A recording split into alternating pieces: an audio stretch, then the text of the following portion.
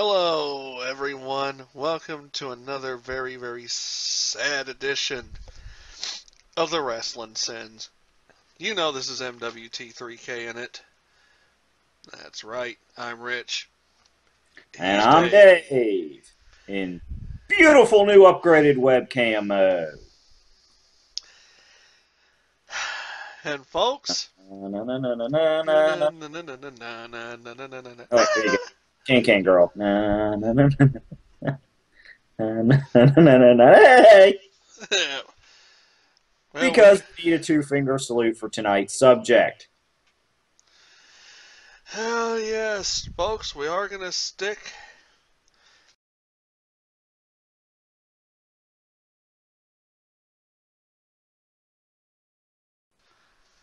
on how our subject has sinned. Last week the fans got it in the ass. Rightfully so.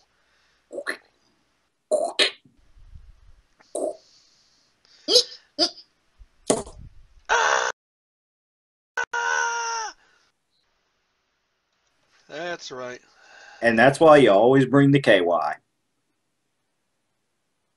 We'll teach this to you later, Doob.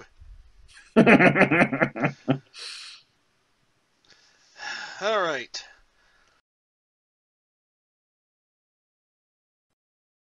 Who's on a sin wagon?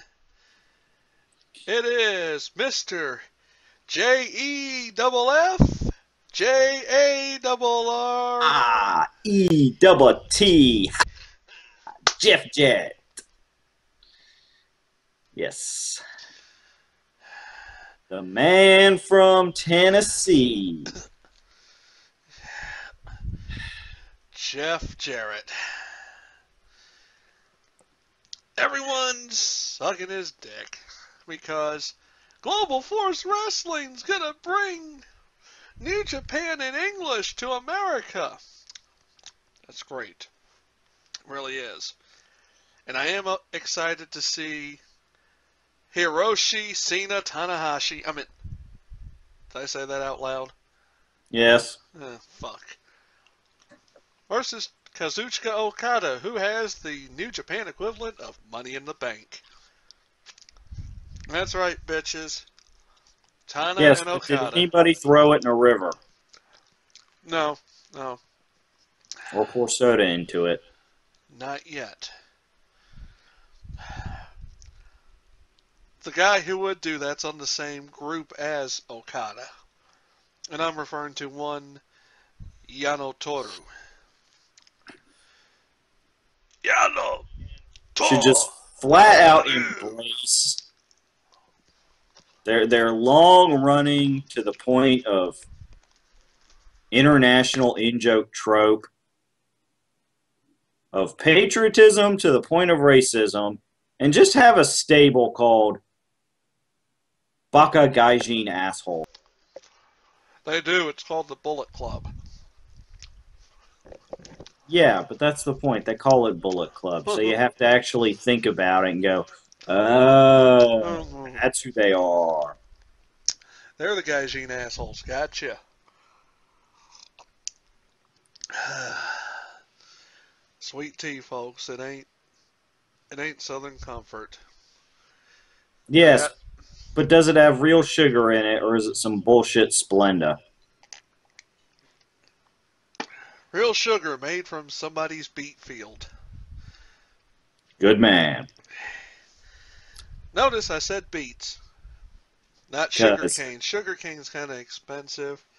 Beets you can kind of caramelize and crystallize up. Yeah, and honestly, once you mix it up and with and use it as just a flavoring agent for something else, you're not gonna give a shit. Nobody's gonna taste the difference. As opposed to high fructose cornholing, which you can taste the difference. And that is why, folks, and no, this is not a paid advertisement, but maybe if we keep doing this every episode, we'll get there. Mountain Dew Throwback is still on shelves. Because you drink that and you drink straight Dew, and you will go, yeah, that one tastes different than that one. And the difference is the sweetener. And the Pepsi, too, it's night and day. True, but I don't usually drink the straight Pepsis enough to. I have had the Mountain Dews and the Mountain Dew throwbacks.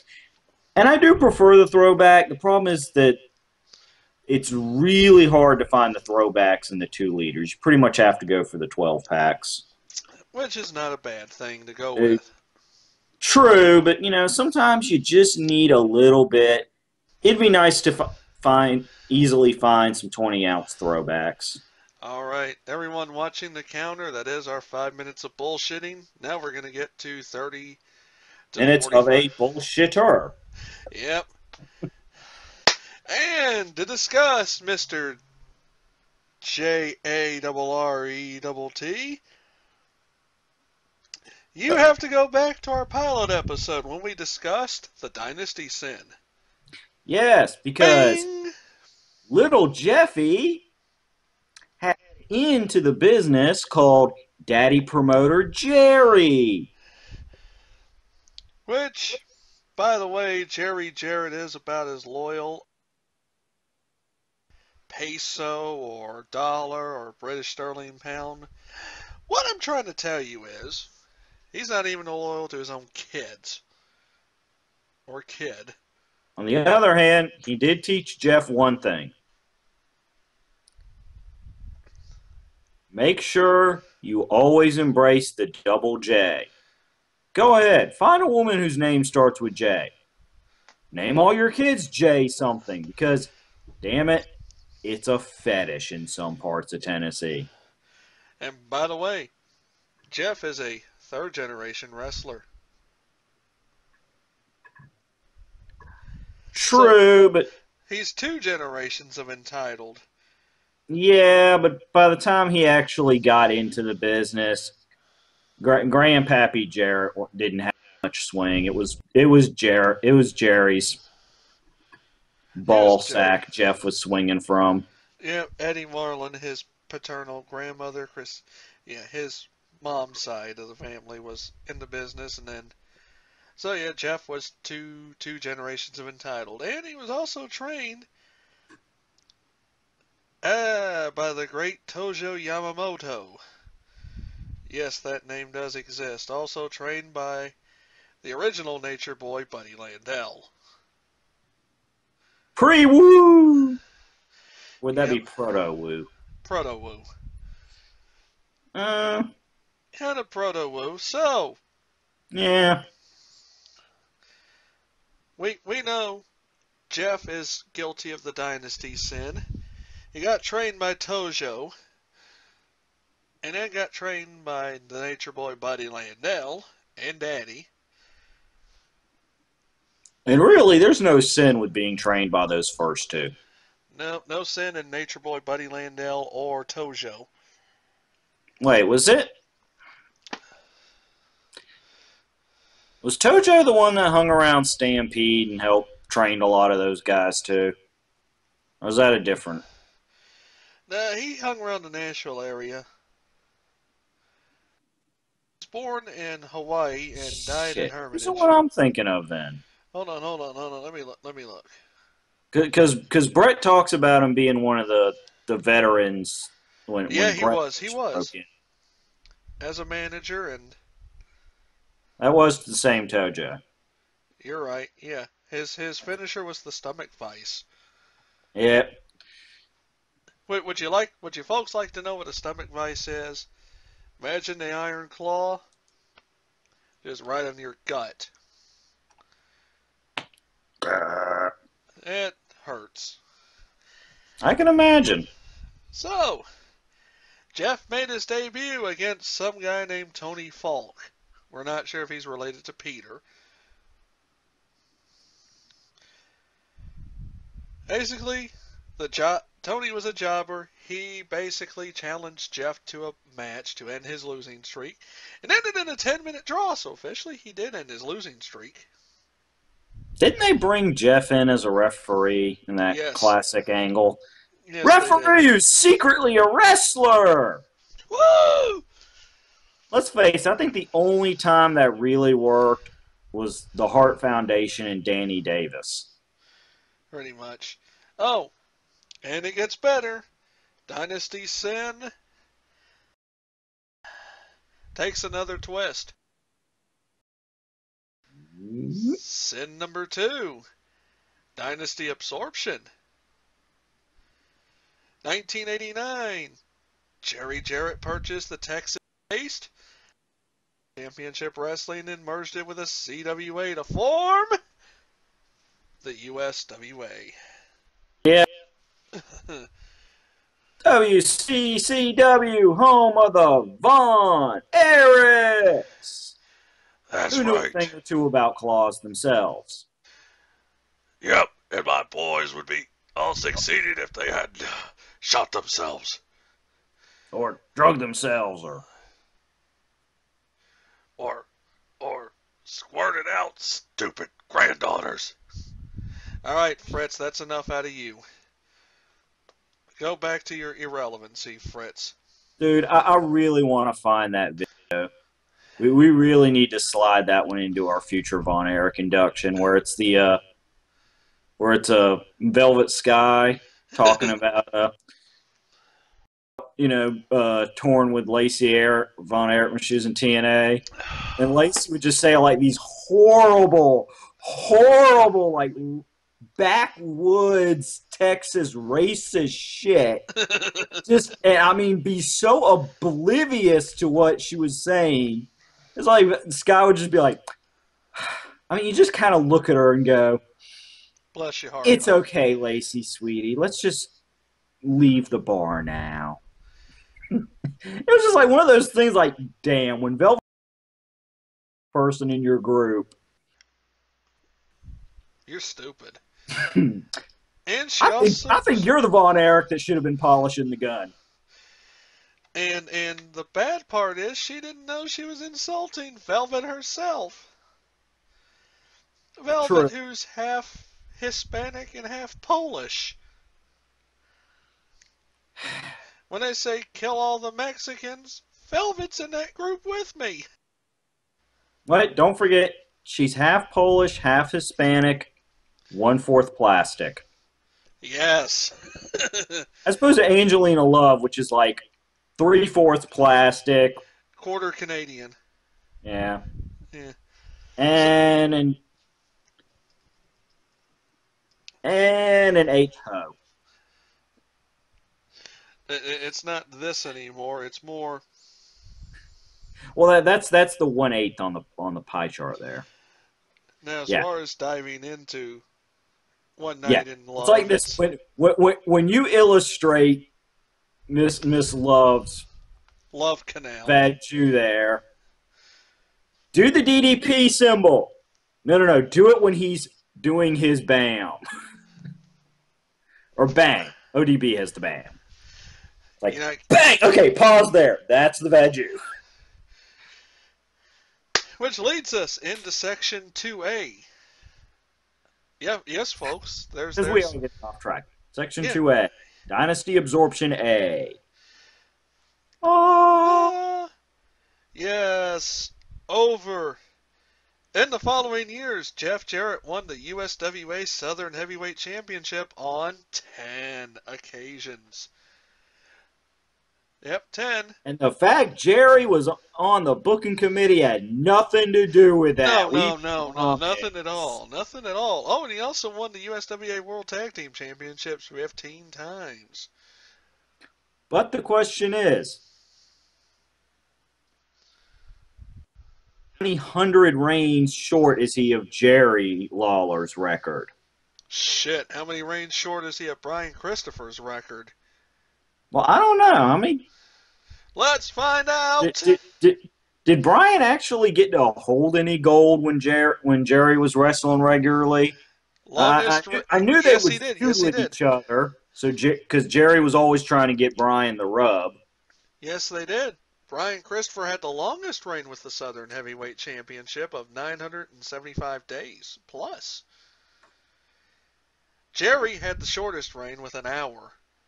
But that's what I'm saying. Reigns. was those 975 days.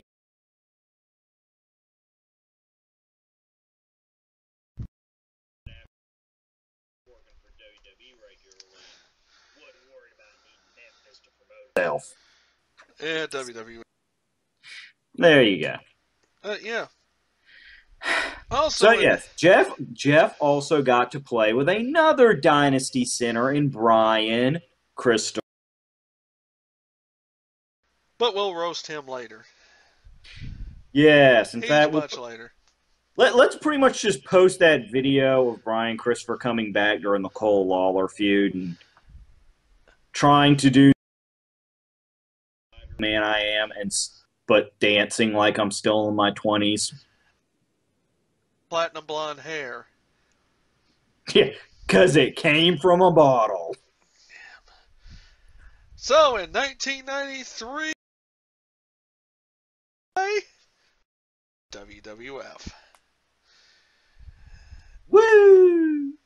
Which brings us to sin number 3. Fake pop Really? stars. Fake pop star. Not a fake country star. Fake singer. Hey, There's a few that fall into the category of fake singer. No, Hogan doesn't fall into that category. For better or for worse, he did sing all of his horrible songs. and no, the DOW, a real singer who was a fake wrestler. And another Dynasty center. Exactly. We'll get into the Armstrongs later. It'll be short, like the curse. And why did I bring Road Dogg up? Because, of course, he had the roadie as his lackey bitch. B. Everyone keeping up at home? I'll get some graphics here. He got another Dynasty person, roadie, to go along. And folks, yes, not only was the idea of a wrestling country music singer that bad, but it was so bad, the god of bad wrestling himself, R.D. Reynolds, cannot explain how being a wrestling superstar is going to help your singing career in Nashville. It sure as shit didn't help the honky tonk man. Well, that was the beautiful thing about the honky tonk man gimmick. He thought he was the shit. He was making the gold records regardless. He never claimed to be a failed musician. He never even claimed to be an Elvis impersonator. He just happened to act a lot like Elvis. And everyone is wondering, will we ever do a Sins episode of the Honky Tonk Man? No. You know why? Because Honky Tonk will come out the next week and be like, watch this shit, boys. He'll come out with his own Don't get me wrong. We Honky in a sin on bitter can't get a full-time contract old guys list because he does belong on there. Oh yeah, he does. He is a bitter asshole, but let's face it, Honky Tonk Man is the master of the bitter beer face. But in the same Honky Tonk Man comes up in a pink Cadillac and says, "Hey, you sons of bitches, let's go on down to the bar."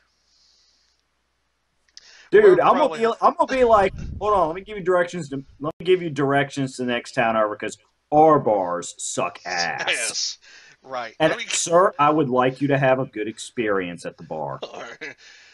even if it's just you getting me drunk so you can kick my ass. Right. I don't want you getting shitty beer. So, sin number 3 for Jeff Jarrett, fake singer. Again, yes, we're gonna get a lot of people on fake singers eventually. We'll do an episode of fake singers because we can't forget 3 Count, Tank Abbott, Jillian. That's not singing, Dave. That's skinning the cat. What about Ron Killings? He actually does his own songs. And they are actually decent. So, yeah. So, Jeff Jarrett gets to sin number 4, by the way. Spelling out your own name. Oh, and let's not forget sin 5. Do it. Stole all his best taunts from his faptastic hero, Ric Flair. Come on, man, dude. The friggin' strut that he has done his entire career, nothing but a Ric Flair strut. Oh, and while we're at it, He just did this instead of woo, just slightly modify the hand signals.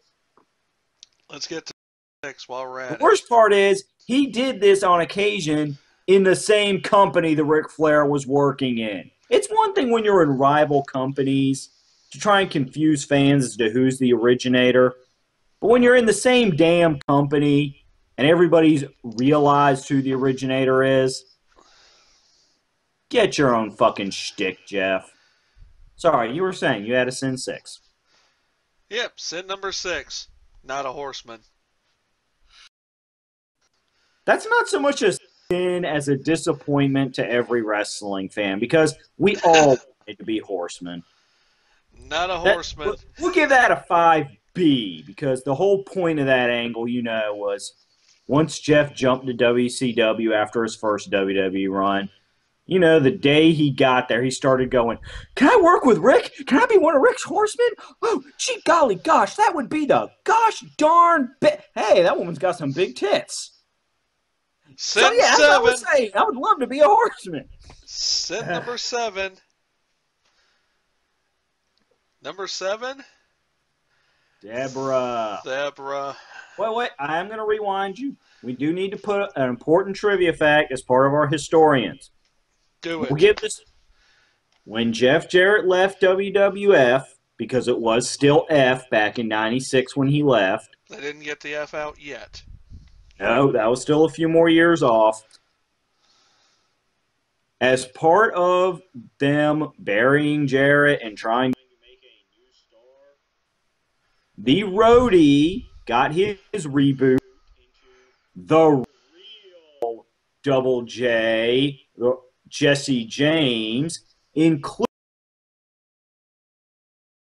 the fake singer saying he was the one who sang Jeff Jarrett's music, including "With My Baby Tonight," and Jeff Jarrett was just lip syncing. And then let's go with sin number.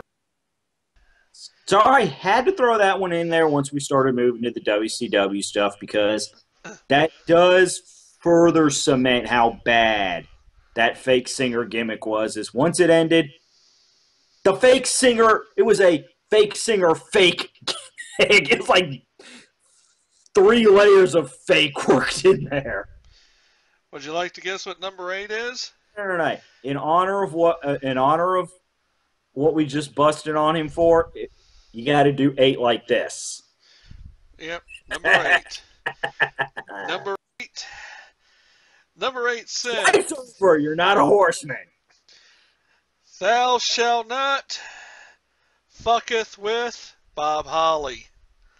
Wait. I thought number 8 was clarifying his ongoing relationship with Deborah, which is, thou shalt not take other men's wives. Oh! Yes, it is. Poor Mongo. Never mind that shit. Here comes Mongo. But then Jarrett had it reversed on him when he dragged Deborah to WWF and she picked up in Austin. She upgraded from perennial IC champion to Austin 316. I just rode your ass all night long. Actually, that might be Austin 317. But yeah, okay, that's sin number 9. Alright, sin number 8, thou shalt not steal large-breasted wife. Sin number 9. Hold up the Especially for 9. guys with Super Bowl rings.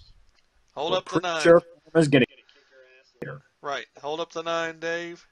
Number 9, thou shalt not fucketh with Bob Holly.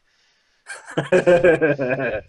And if you don't know why, Matt Capitelli can take some time out of his motivational speaking tour to remind you. true, but and with all apologies to Matt and in all seriousness, Right. you want to make sure he's coherent. Also, 9B, thou shalt not fuck with Scott Hall. Well, you're not fucking with Bob Holly because that's one of the great stories people like to tell when they talk about Bob Holly being one of the locker room enforcers. Well, thou shalt not. Yes, that one because yeah, in He his fucked with original him run, often. Jarrett spent most of it feuding with The Click. Reza Ramon, the bad guy.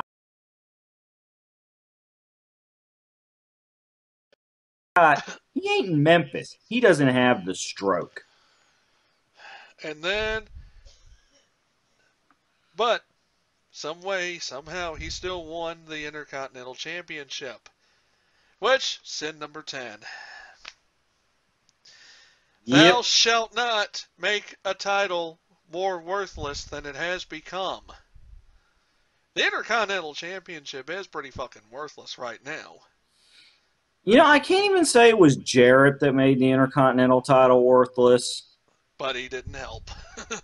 Oh, he didn't help. I think the only damage he really did to the Intercontinental title was on his second run through the company when he was holding it just because nobody else wanted the damn belt. Well, until Sean got froggy, came back and said, I can have the belt back, right?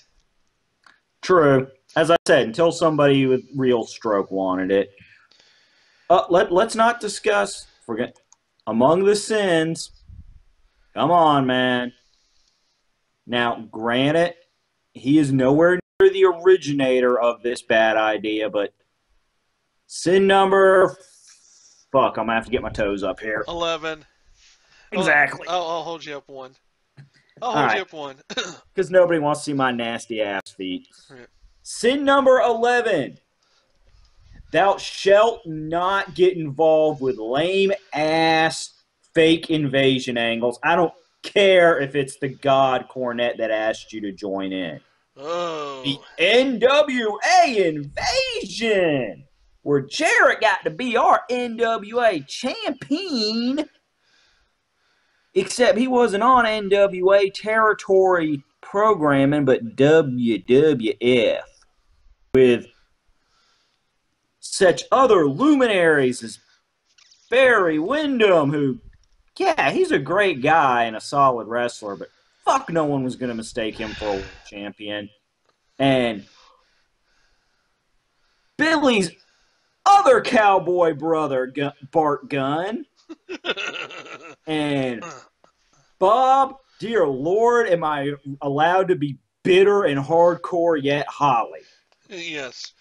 The other Midnight Express, the one Cornette doesn't like talking about. And they don't either. So, before we get to his second title run, oh my god, Rick, I can work you, right? Yeah. And by the way, still not a horseman. Flair nor Arn wanted him, but Uncle Herrick insisted.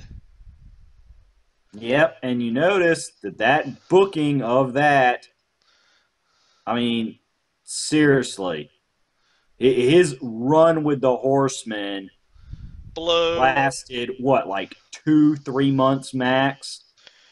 Yep, and then he defeated Dean Malenko to win the WCW United States Heavyweight Championship. Let's go back to the Intercontinental title, Sin, by the way. He Yes, commits that twice. because he did nothing to elevate the United States title. And he's not the only one. And then he loses it to Mongo. Who he was feuding with because of Deborah. And then in October, the contract expired. He opted to return back to the WWF second run, which, go ahead, Dave. Led into the NWA invasion. By the way, let's go ahead and hold up your 10 fingers again because this is 12. You can never go home again if you were a shithead to begin with. Oh, yeah, because let's face it, once they got through that NWA invasion, He was still a shithead. he fucked around with the original country music thing. He also did a work shoot speech. That's 13. True, that was, I believe, the night he returned, and that was part of the.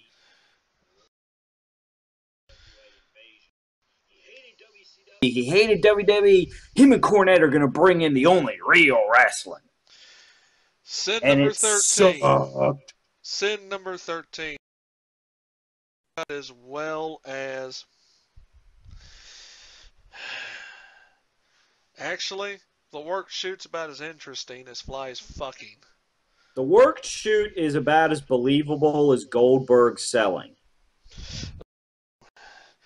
And let's get to 14, by the way, because with the NWA angle, the shorty shorts. Yeah, oh God, the shorty shorts. Oh, the shorty give shorts. Jeff Jarrett one thing, though. We will give Jeff Jarrett, once he finished the NWA nonsense and started turning into a straight, legit, I'm an asshole who will hurt you heel, he did help extend the shelf life of a god-awful gimmick of a tag team by helping reboot the Pig Farms into the redneck hit crew Southern Justice. He was their first and longest client,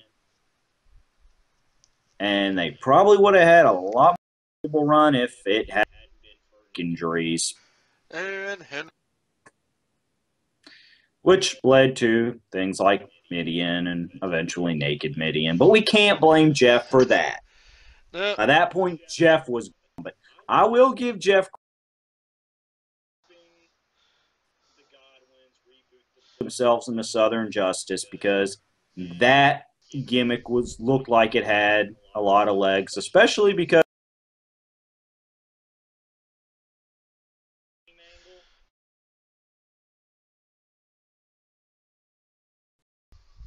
which itself predated WCW's awkward stoner version of Chronic. So there's your positive trivia fact.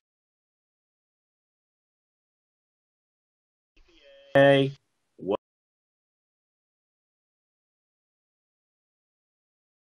We all love the APA. And of course, at and you're forgiven.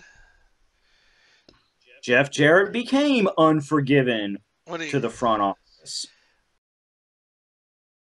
because he was singing Sawyer Brown. Oh, wait, I'm thinking of a different year. Not yet. We're not there yet. That's 15. Mingling with actual singers. So ready to hate that match. Oh, don't worry. We're getting there. And then, like a little schoolgirl. And then he and Southern Justice began feuding with DX, and he lost to X-Pac. Because everybody lost to DX. In a hair versus hair match. Which, again, did help with the serious badass heel approach. And the trio separated. Oh, and Jarrett actually did with Al Snow before.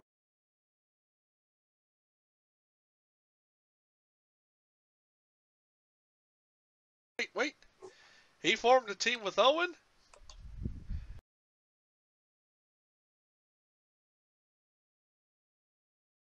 Sacred cow, so strike one sin. One sin.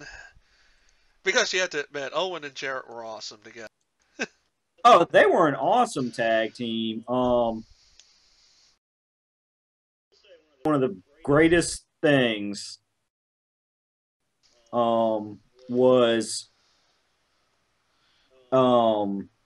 shit. They won the tag team titles. When they lost the tag team titles to the Corporation, specifically it was Boss Man and Test. Yep. You know, the whole thing was as the heel team.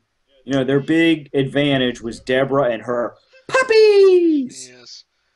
And in perfect urban legend, we all believed it because it is that old of an urban legend thing. Boss Man and Test neutralized Deborah by drinking water filled with saltpeter. No, it wasn't Test. It was Ken Shamrock in the Boss Man. Yeah. Time of the Corporation. Anyhow, at WrestleMania. Nah. Nope, he did drink saltpeter, so Boss Man. They won it at WrestleMania 15. And then they lost to King on the next night. At WrestleMania 15, they had the throwaway match with... Or they defended the titles. No, they defended the titles. Okay, they wanted it from... Yeah, they defended the titles at 15 against a thrown-together team of... D'Lo, and maybe that's where I was getting Test in. Because they had a battle royale, except it ended when two people were in the ring, and they got thrown together as a tag team to be... Right? So, okay. Yeah. Shit, I'm getting my booking backwards. And everyone else did, too. And then we get to the very infamous Over the Edge. Yes. Now, no, we should say part of this is, because this was awesome booking, too. Yeah. Before we get to Over the Edge and Owen's horrible last day on Earth, after losing the titles, the team had basically did a gimmick where he... from back in the day. Well, he injured Dan Severn's neck in a rehash of the legit Austin neck injury that, partially due to Austin's stupidity, cut his in-ring career short in the long term. But which, by the way, for those in history who think Owen was completely guilty of that one, no, it was just karma coming back on Austin. Because Austin. Go look at the story of Austin versus Masahiro Chono, where Austin did the same fucking thing. Yeah. Austin's flat out admitted in later years, once he got over being pissed off at the incident, he himself said, look, I could feel myself slipping. I didn't warn Owen. I am as much at fault as Owen is for not realizing I was slipping. Because I could have easily signaled him. There's 1,000 ways wrestlers can do that. Yeah, but no,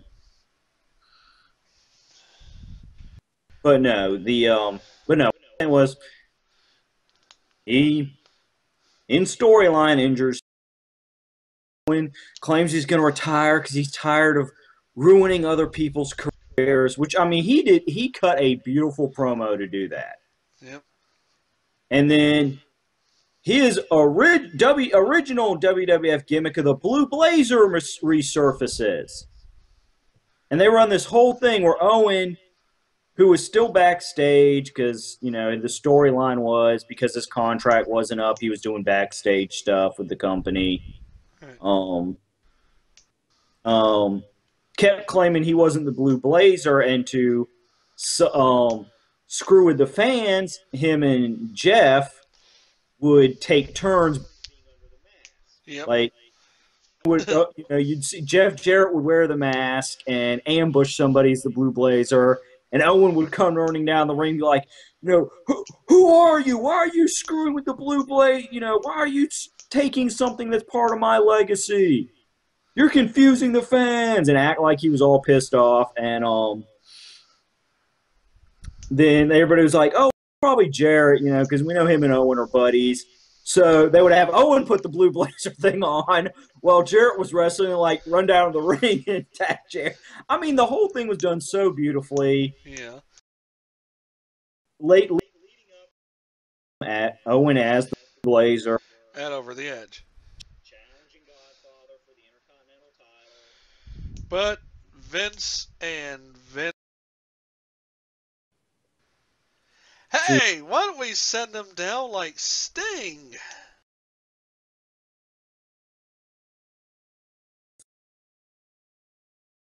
With bringing the Blue Blazer gimmick back was to parody the squeaky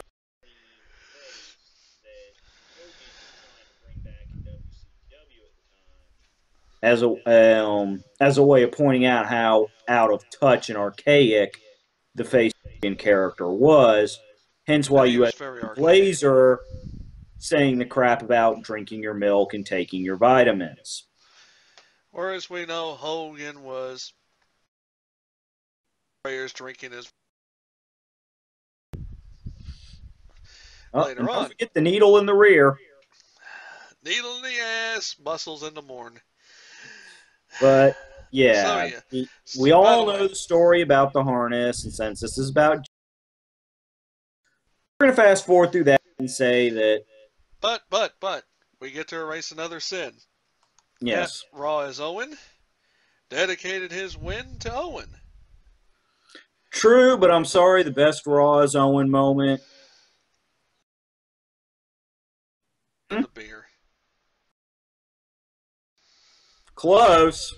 That's one of them, but no, the best Raw as Owen moment was when his original opponent over the edge of the Godfather, and Godfather didn't even start his infamous gimmick of offering the hose if you forfeit. He said, "I'll make a deal with you, boy." Just went, you know what? Let's go to the bar and tell some Owen stories. Yep.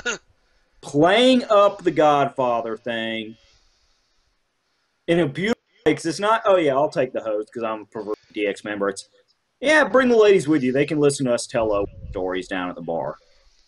And just no match, despite the fact it was advertised as an IC title match. And you know what? Because of the standing ovation for that, for swerving an IC title match. And on top of that, too, the fans weren't going to be into it. Which is never a sin. Nope. Now, but yes, Austin with the beer is definitely, I will say that's tied with Godfather. That is Godfather.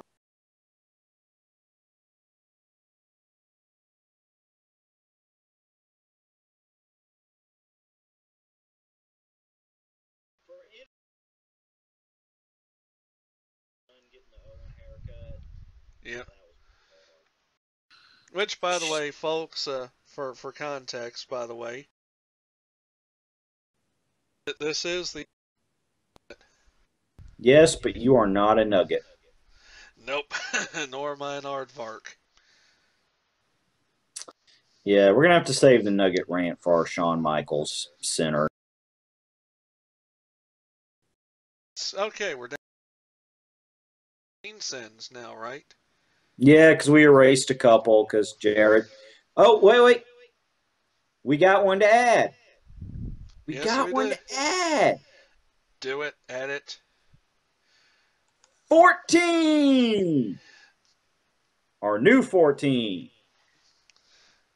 Thou shalt not have a big tittied, hot as hell, but obviously prone to hysterics manager and give her a manager of a tight little thing named Kitty.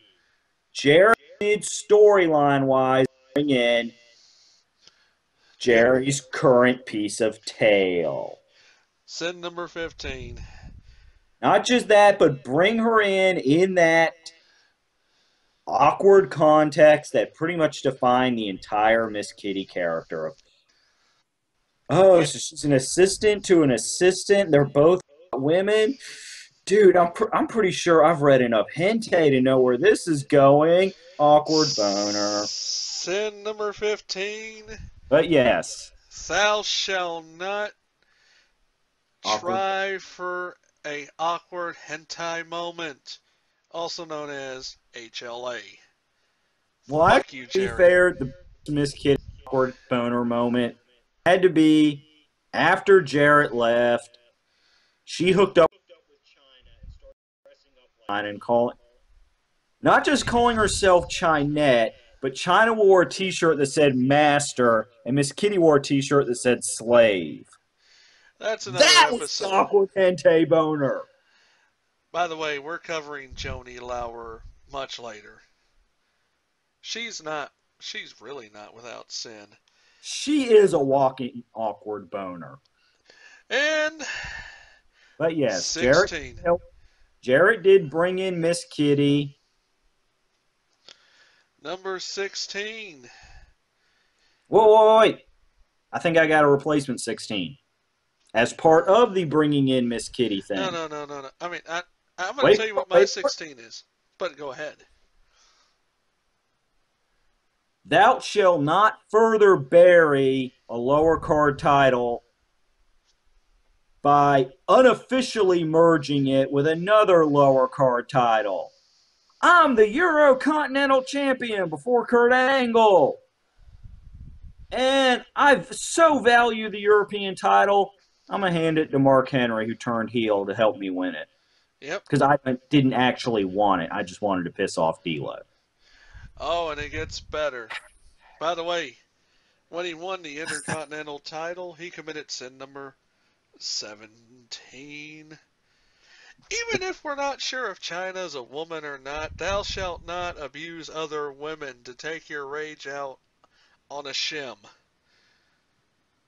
I don't know. The Jarrett woman beating thing could have worked out better had him and China had a more extended feud to tell a better story.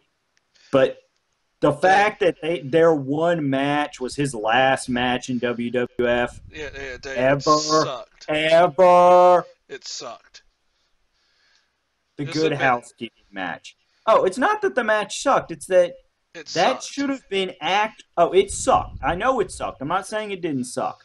What I'm saying is, even if that match had still sucked, if it had been Act 1 of a longer feud and Jarrett had had a more blatant comeuppance for his woman-hating ways, the whole thing would have been less awkward and more enjoyable.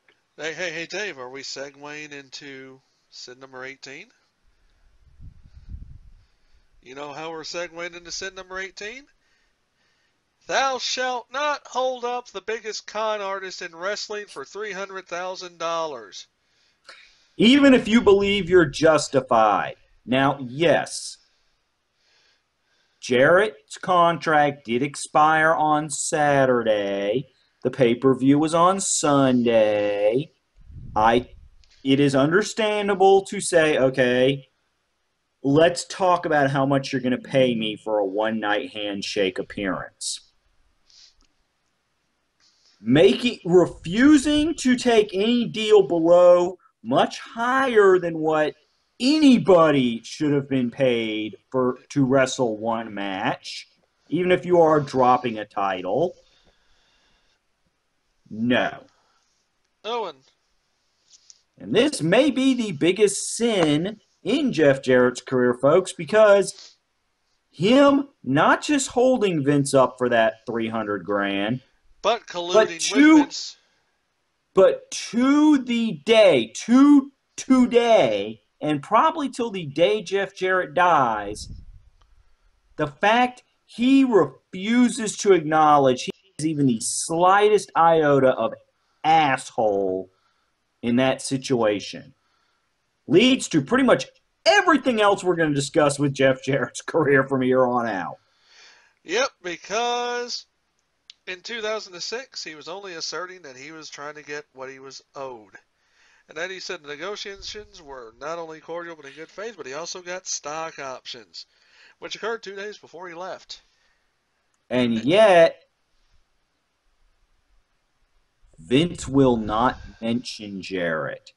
Hell, even when he had the perfect chance on the final WCW Nitro that was cast as with Raw, with the same thing being shown on now, you see a video screen of Jarrett. He doesn't even say Jeff Jarrett. He just says, "Oh, him.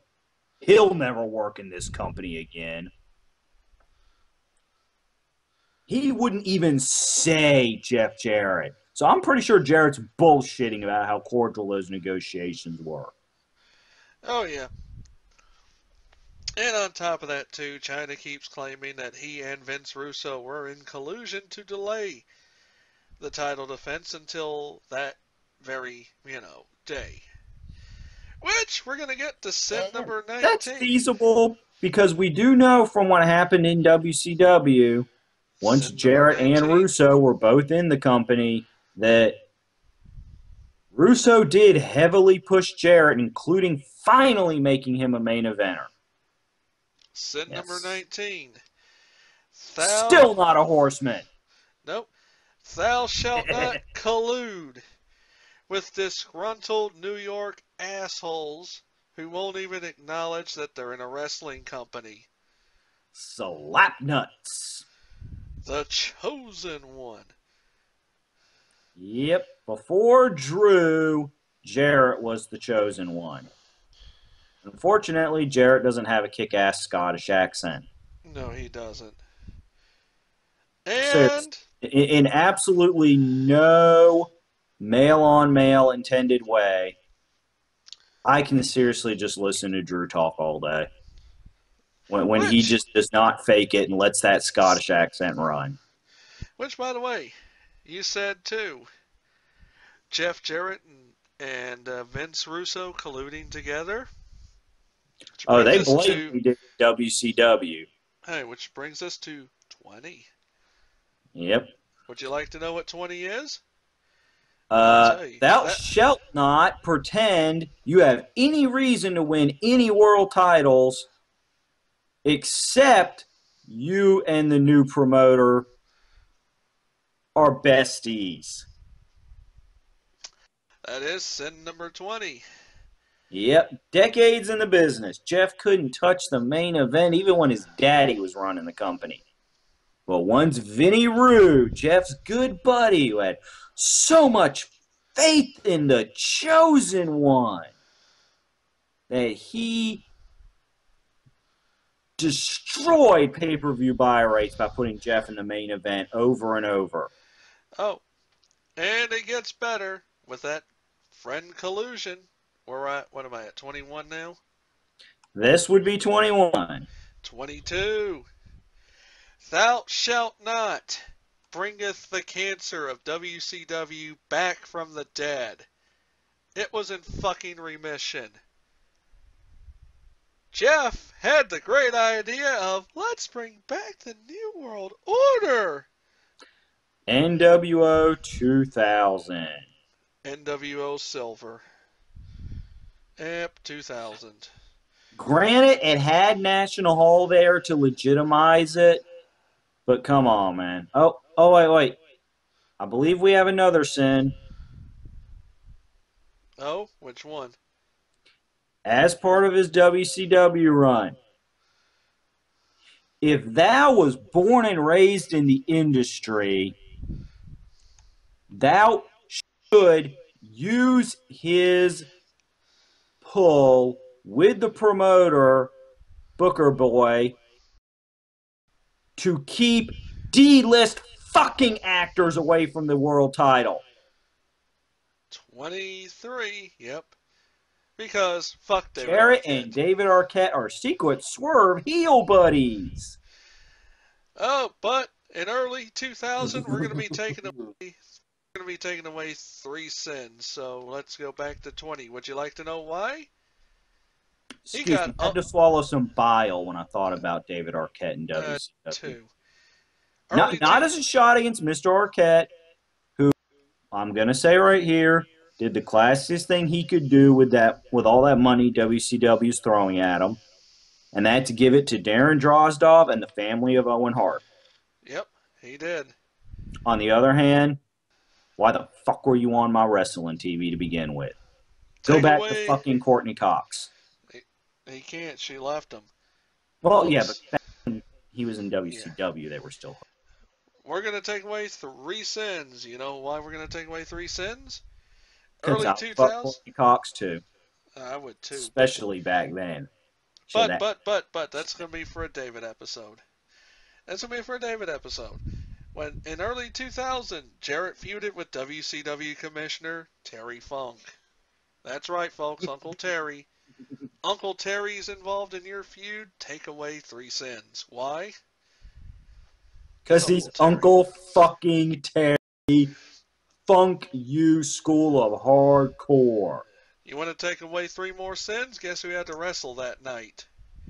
George the Animal Steel, Tito Santana, and Jimmy Snuka. Only because they were all capable of still going in the ring. And they kicked Jarrett's ass. Oh, and Jarrett was stripped of the U.S. title after suffering a concussion during his bout with Snuka. Take away another sin. So that's 7. Wait, dude. But it's going to be negated. You know why? Trivia side note. Yes. Speaking of Snuka and 3-on-1 veteran matches, who was it that Jericho fought at WrestleMania in the Gauntlet? It was Piper, Steamboat, and Snuka. Yeah, that's what I'm saying. I knew Snuka. I was trying to think of the other 2. Yeah, Piper and Steamboat. Okay. Because let's face it, if it had been Tito instead of Piper or Steamboat, that would have been borderline eerie. Yeah. But sorry. Had to make sure my brain was working right for that one. Right, so we down to 17. Nope, we're back up to 18 because when Nash became WCW commissioner, he restored the title back. Yeah. Jarrett got 19. Yes. Thou shall not win titles without wrestling for them. Yep. People are like, what's sin number 18? Kevin Nash. Yeah. If you do anything to help make Kevin Nash look legit. In order to help him retain the title, he drafted the Harris brothers in the NWO 2000. 2 sins. 1 for each Harris. The Harris brothers, who may have the record for most number of failed gimmicks in wrestling. And offending Jews. Dave remembers the incident. Because one, Harris decided it would be a good idea to wear a Schuschenstaffel shirt on a pay-per-view program. For those who don't know what the Schuschenstaffel is, they're known by their more shortened name called the SS. I don't think anyone that's been under a rock, I think even they know what the SS did. And no, it wasn't take the Jewish people to summer camp. Yes, well, there are bunk beds, that's true. But you don't want the showers, and you definitely don't want to go for barbecues with those fuckers. So, since we are running out of time, hell, we've probably already gone over. We went over 30. We're going into an hour, but this is Jeff Jarrett, so let's roll with it. But that's what I'm saying. Because Let's keep rolling. Let's go into what happened after Vince declared he will never work in WWE again. hold on. It gets better. It gets better. We're still All in right, I'll give you WCW. one more for his WCW run. The reboot. The New Blood. Remember the New Blood? The New Blood and the Millionaires Club, yeah. Technically Jeff's idea, so I'm waiting. Then you get to David Arquette. Well, yes, but that's my point is we can't blame Jarrett for it. We already No, discussed Arquette, so no, but you can blame him for copying a bad idea from a bad movie. The Triple Cage match. I would keep that under the Jarrett Arquette sin we already discussed because that was part of the whole angle. Nope. He committed another one, Dave. I will give. Committed 2 counts of the work shoot sin. Well, the work shoot, but yeah. But the only way I would give the Triple Cage its own sin, since we already inducted it working with our is during the Triple Cage in the Kemper Arena. Cannon taking a very, very high dive splat. That was awkward as hell. Because the Kemper Arena, folks, was over the edge. Oh, yeah.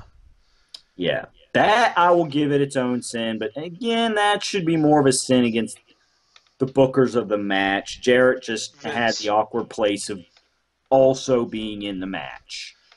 And he realized it later when he's like, the fuck? Yeah, I'm pretty sure once he saw Canyon take that bump, he went, I'm going to cuss out somebody when I get backstage. Russo!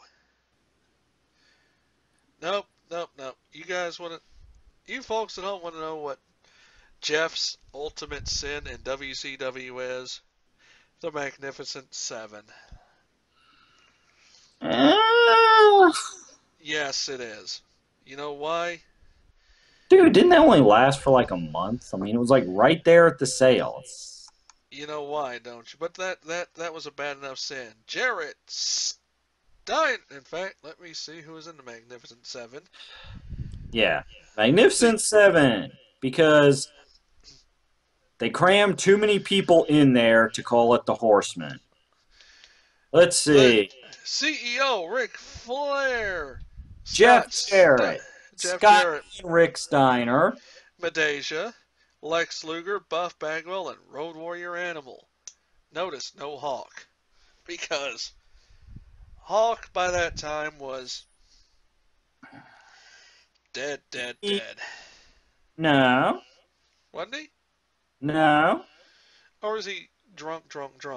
This was during the period where Animal and Hawk were not talking with each other. Because Hawk was being an asshole. I remember. Because Hawk wouldn't go to rehab when everybody realized he needed it. And Animal took the big money from WCW mostly to make sure that if Hawk up, he would that their gimmick would still be remembered. By the way, because Hawk died after WCW went out of business because the last match the LOD had on a major promotion was when they came back as a one-shot deal challenging the tag team of Kane and RVD. You're right. Oh, and I also had Chavo Jr. and Miss Elizabeth as associate members and valets. So yeah, along with Mendaja, but yeah. Yeah. By the way, I can take away from Jarrett. They had a funeral for Nash's career. True, but still. And then, like you said, Ric Flair couldn't even tell Vince to convince him to, you know what, maybe we should take that Jarrett kid, because the WWF was uninterested in acquiring his services. And the thing is, as I said earlier, it's because Jarrett continues to rationalize the fact he was 100% in the right over this. You look at the people that Vince McMahon has done business with. He has taken back Hogan on multiple occasions, including after Hogan's most recent stint in TNA. He took back guys like Hall and Nash, who, if it hadn't been for them going to WCW, WCW would have never been a threat to begin with. He took in Eric Bischoff, who spent years getting hard over doing things like giving away taped Raw results on the live Nitro. Oh, and by the way, Bischoff, who was the ultimate anti-Vince troll, did business with Vince McMahon oh, because he swallowed his pride. by the way, we're going to take away one more sin with how Vince McMahon greeted Jeff Jarrett. He didn't say his name, you are correct. And he also saw Did you look up the YouTube footage? No. It's on Wiki, and I did look up the footage. He fired him on air in public. That's what I'm saying. On the television, he's sitting there going through the He would now be known as capital G double O double N double E. Yep. God. But yeah, because there was a whole segment, throughout the Raw half of that simulcast, he was going through different WCW mainstays that whether they didn't want to take their buyout because they had the big AOL Time Warner contract money. Do you blame or there were people like Jeff that Vince had no interest with. It was basically Vince's way of telling the fans ahead of time, these guys aren't going to be showing up for the invasion angle. Ever. Yeah. But, I mean, some of them he mentioned did, like Flair eventually showed up, but that's one we couldn't blame him. Yeah, mostly because if you read and believe Flair's book, he was having some problems at the time mentally. He had to step back from the business for a few months and maritally. Well, this is Ric Flair. He's always having marital problems. But so, by the way, since we're back to 18 sins, 19, 20. Well, let's call it 20. We're at 20. It's time to dump another sin. World Wrestling All-Stars. And move on. Yeah. But no, going back, if Jeff had just, once it was obvious WCW was getting bought out, if Jeff had just sat there and called Vince and said, yes, I held you up for more money than I had any right to. Yes, it was selfish of me. I was being a dick at the time. I apologize. Hell, I've made some good money in WCW. All the difference between taking him back. Right, because Vince is a businessman. Yeah. He's not an idiot. So, thus begins in 2002 the J Sports Corporation, also known as Total Non-Stop Assery. Yeah. Is that right? Well, Action Assery doesn't matter because the first champion on the first pay-per-view was Ken Shamrock. 22 cents. I don't blame you. If Ken Shamrock's in the building and he says he wants to leave with a title, are you going to tell him no? Shit, I wouldn't do that in 2014, and he is burned out and worn out. But 22 cents it is. Shamrock does have the charisma of cardboard. On the other hand, look at who Jarrett had signed for that first show. Oh, God. Come A on. very young Yes, and unproven. yes, Scott Hall was there, but it's 2002 Scott Hall. He wasn't quite as bloated. He wasn't quite drunk. On the other hand, he was probably still high from the drugs he did in '98. Right. The weekly pay-per-view format until 2004. And then he went to Fox Sports Net. The And Asylum. 22 moved to 23. Yep. And in November 2014, monthly pay-per-views instead of weekly. Then it moved to Spike TV, 24. And then Panda Energy and Robert Carter acquired a controlling interest, although Jarrett remained 25. Let's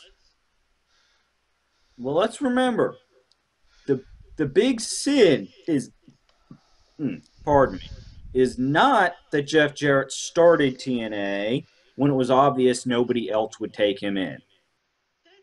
Fine. Yes, That's not the the way the obvious. business.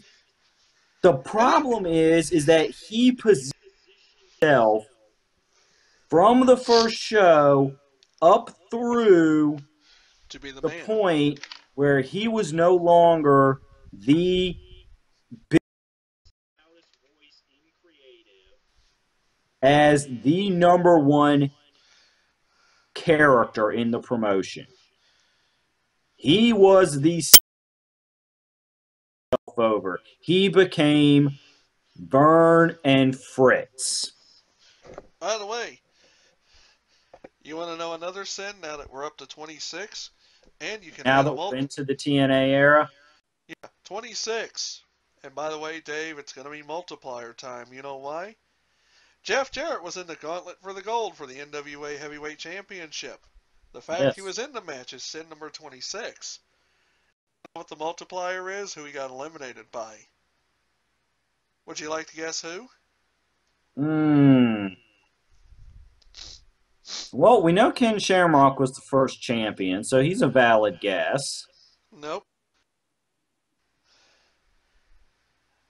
I want to sing a little song for you. Ah, yes. American girls, American guys, we always stand up and salute. We'll always recognize when old glory's flying. Don't get me wrong. I There's do another enjoy man dead. I do enjoy some of Toby Keith's material, especially his first album or so before he really became an icon of country music.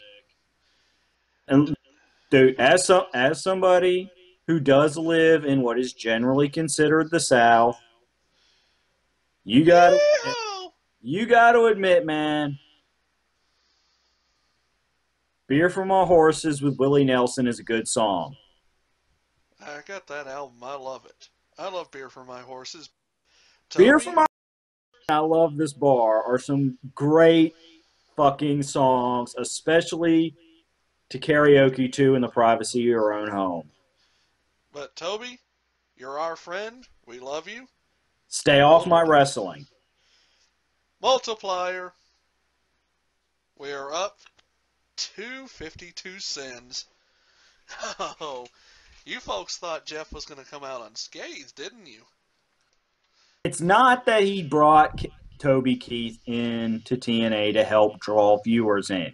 It's that Toby Keith got physically involved and got the push of eliminating top heel Jeff Jarrett instead of letting one of your wrestlers who's going to be there next week do it. Hold on, Dave. That is where your multiplier comes in.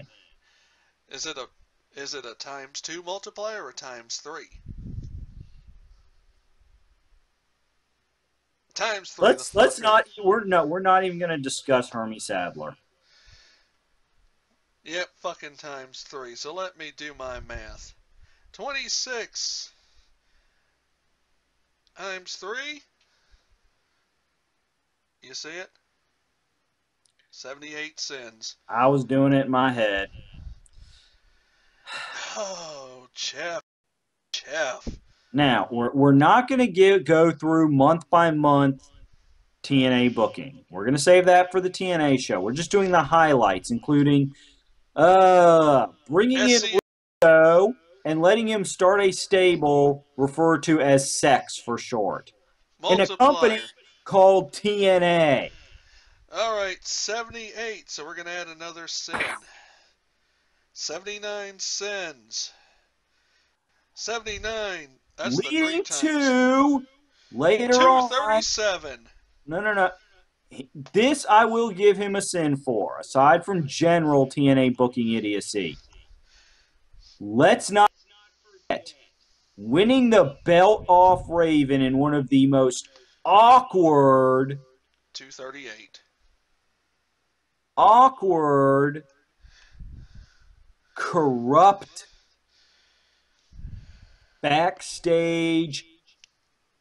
Let's get 5 million heels in under Jarrett's thumb power play angle in wrestling history.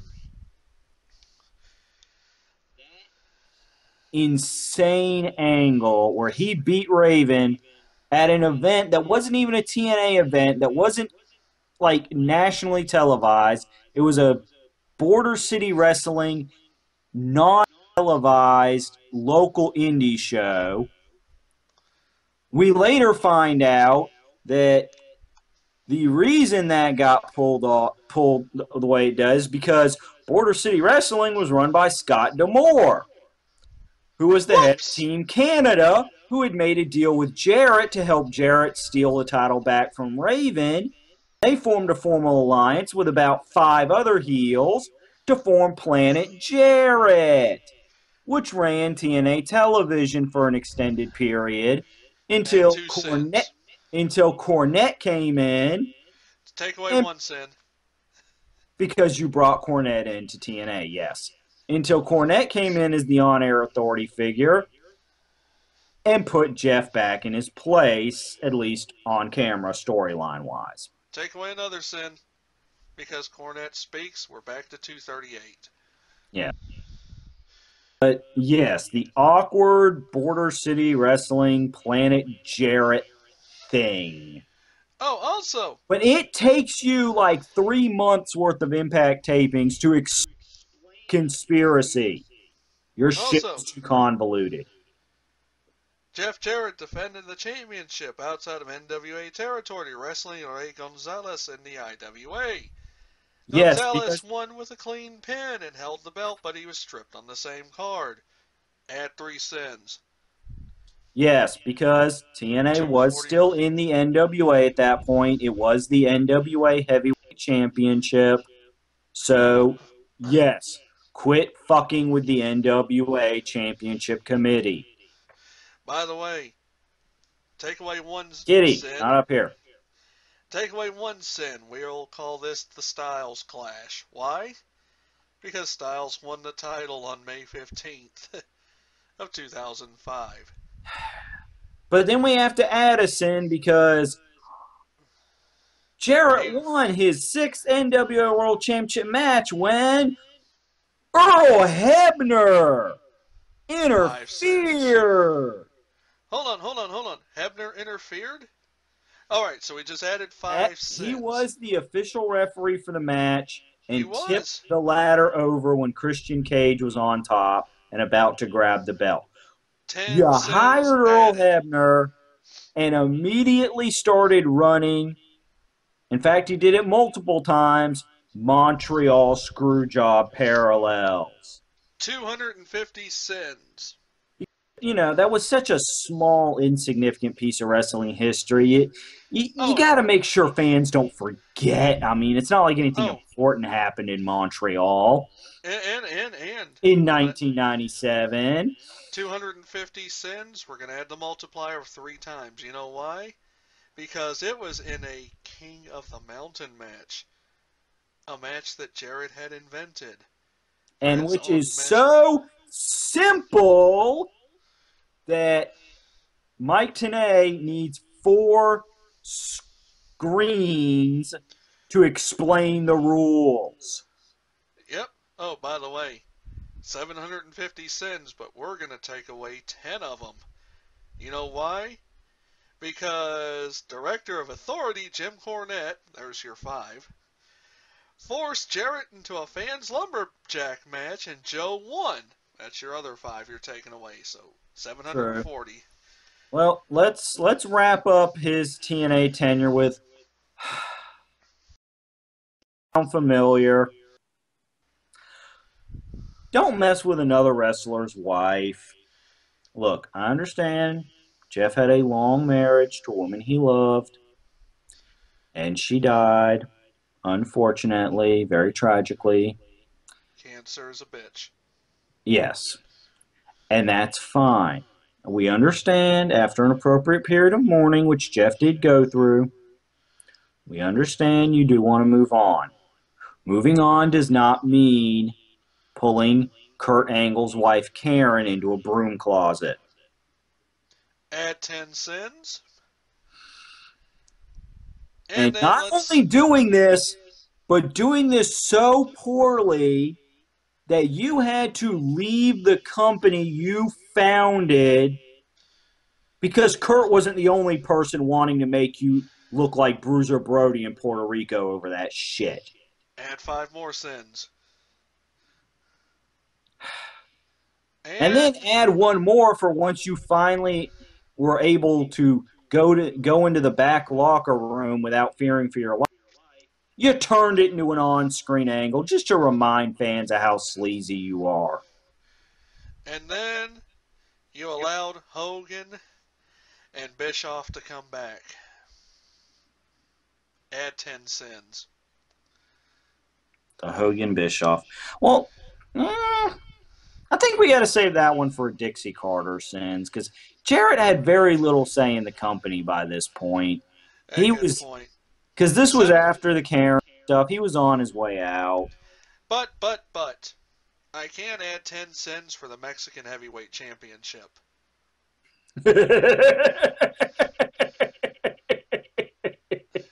It's the AAA Heavyweight title, you No. Was it Jeff? Because I had understood it was the way Jeff. The way I always heard it was AAA did not want him referring to the belt as AAA because there was because Dixie was fucking up the business deal with AAA. So again, we can't fully blame Jeff for that one. That was Dixie can't play well with others, which is why. But then he made an idiot of himself with the title, so. Well, that was the thing. He was trying to help AAA with their American, breaking into America by acknowledging the fact he was wrestling in AAA. Okay, so 5 cents. I'll limit it to 5, just because he was acting like an idiot. I'm going to give him another 5, though. Only because that was at the most annoying part of his career when he had Karen hanging off him and trying to out-heel every other knockout put together. So I'll give you 5 for the Mexican heavyweight thing. You know what you're going to have to give me another 5 for? King King. No, because if you can get over the fact that you're not going to get coherent English from the commentary, the wrestling was actually pretty good in Ring King.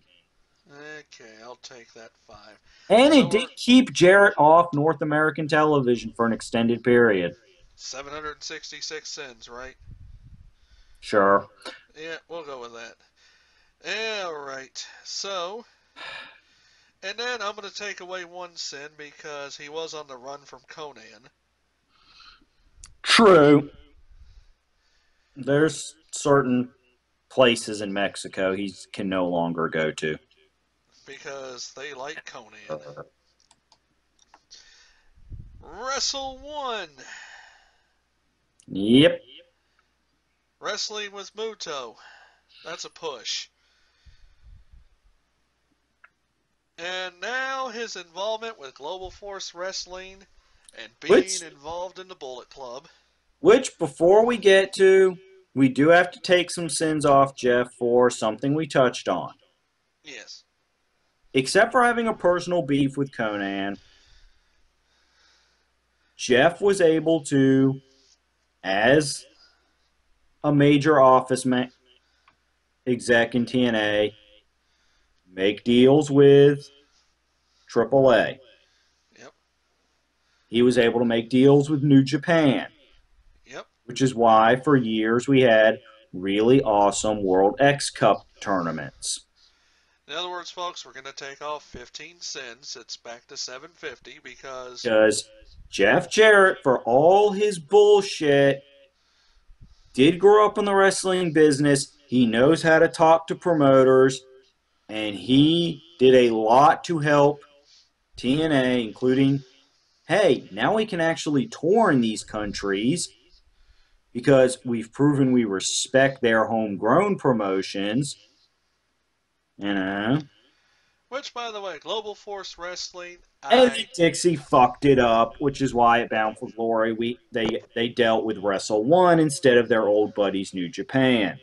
Because once Jarrett was no longer the one New Japan was talking to, yeah, fuck that Gaijin bitch. yeah, fuck that bitch. She dressed like she on. She dressed like Strut. Yeah, no. She not dressed like wrestling executive. She not dressed like any kind of executive. She dressed like she on fucking GQ runway.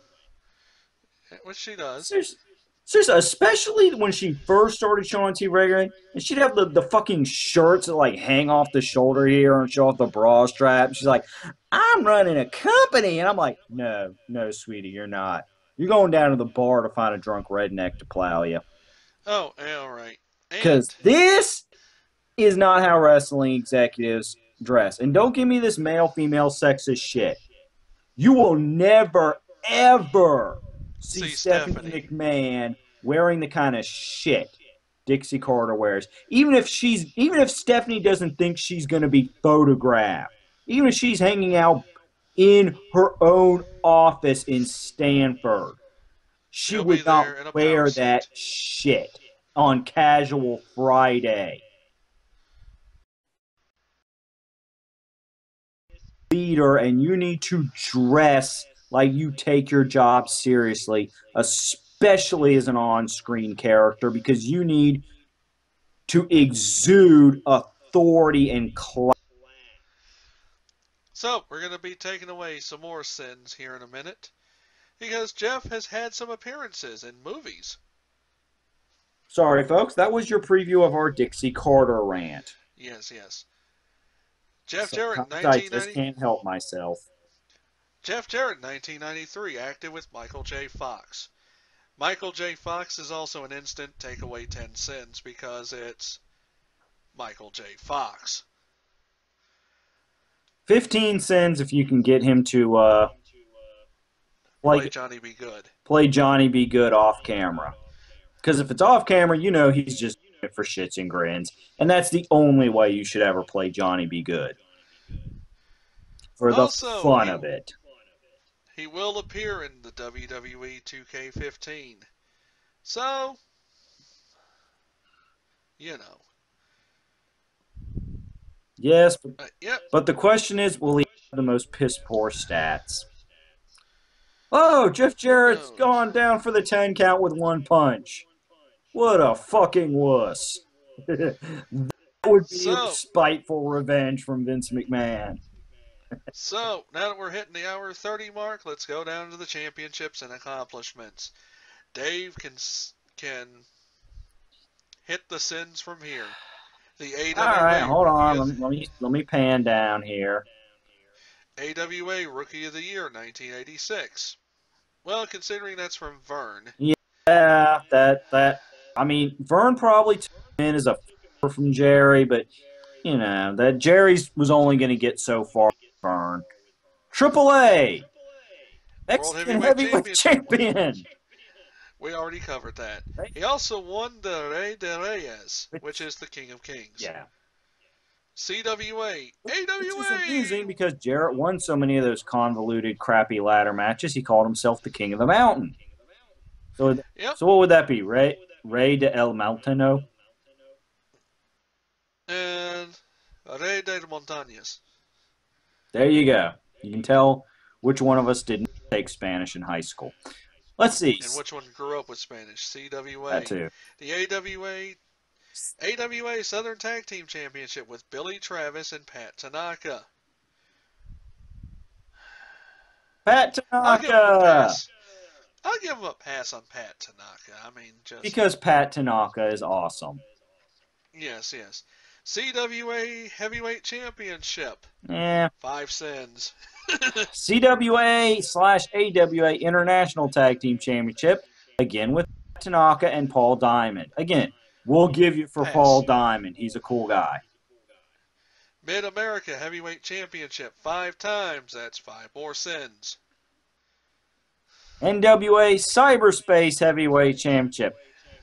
Only one sin because most of us forget there is an NWA Cyberspace. Or an NWA. 761 PCW Championship Wrestling. What the fuck's a PCW? Pretty much. Okay. Let's just not even bother with that one. PWI here in 92 with Jerry Lawler versus the Moondogs.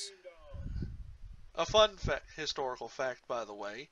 Myself and another e-wrestler actually trained by one of the Moondogs in wrestling. That's not hard. There's been like 100 dogs. Ours was the man also known as Sailor White, Ed White. Okay, I'll give you that. But most inspirational wrestler of the year in 2007. Fair, it's 2007. PWI had like 5 readers. Yeah, pretty much. Number 5 of the top 500 singles wrestlers in the 500.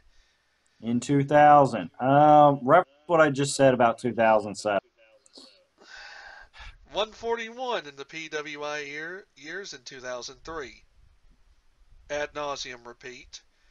For that, and teaming with Jerry Lawler in 2003. TNA! 6-time heavyweight champion. That's a sin apiece. 2-time King of the Mountain match winner. 8 sins in all. USWA heavyweight champion. 9-time Southern heavyweight champion. 3-time Unified World heavyweight champion. Hold on. Let me count up the sins. That's 13 right there. Plus 14-time 28.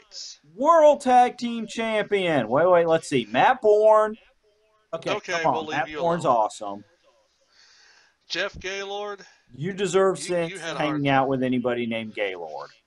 2, so that's 783 so far. Cody Michaels. Meh. Just meh. Jerry Lawler, 4 times. That's 4 more sins. Robert Fuller. Well, that's Colonel Robert Parker, so I'm going to give him a pass on those. Who was his manager a couple times over later years. So Colonel Rob Parker, we'll give anyone a pass on Rob Parker because the Colonel's pretty cool. Yeah. He really is. So he's on almost, he's 1 away from 790, and by the way, he's going to hit it. Because 2 tag team championships with fellow promoter son Brian Christopher. 791. WCW United States Championship 3 times. World Heavyweight Championship 4 times. Okay, so hold on. I said 791, 798. WCWA. Matt Bourne, I'll let him. And World Light Heavyweight Champion 2 times.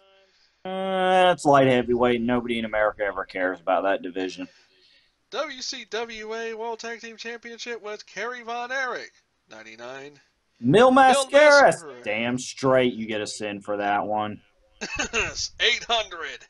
Matt Bourne again. Fuck it. WWF NWA World Heavyweight 5. Because, damn it, Invasion.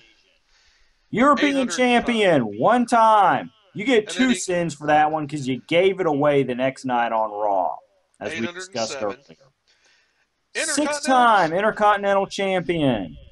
12, because... Which, until the reign of Jericho, was the record setter. People are like, hold on, you just gave him 12 more. What is that? 717. Tag Team Championship with Owen Hart. Strike one sin. Yeah. Oh, dude, I haven't even heard of World Series Wrestling. Fuck them. World Wrestling All-Stars. Eh. 2 times. 4 sins. 720. No. Awards. No, that's not 720. It's 820. Feud of the year. Feud of the year. With Lawler and the Moon. Most overrated wrestler in 2005. I'm sorry, you're getting sins for both of those because fuck the Wrestling Observer newsletter. Fuck Meltzer 15. And lost a hair versus hair match with X-Pac. And he won a career match with Mick Foley. Add 15 sins. Because this was in TNA, which that was a sin on Mick Foley's legacy. 856 sins. What's the sentence, Dave? You, sir, we will allow you to remain in the wrestling industry, but... in Puerto Rico. No, because we know what happens to Guy Jeans in Puerto Rico. And we don't hate him that much.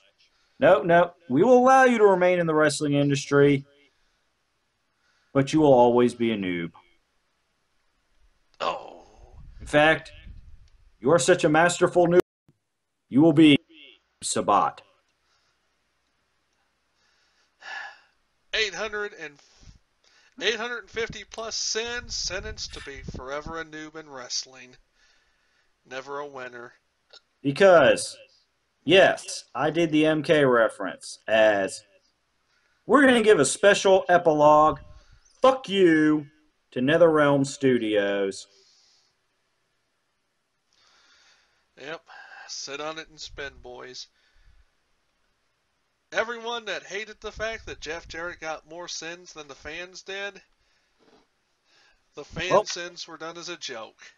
Yep, the fan sins was one of those shows where if you didn't laugh with us, you qualified for way too many of those sins. Like we did. Jeff, though, got every bit of his 850 plus. Yep. He earned them. Remember, folks, no matter how many of those sins you qualified for last week, no matter how much you want to debate with us about some of those sins on Jeff Jarrett, the reason we do this show, the reason we point this out about Jeff Jarrett is he attempts to make yet another wrestling company that, as near as we can tell, since he seems to be more concerned with making deals with New Japan than actually contracting his own wrestlers, is that he's trying to reinvent the old NWA concept.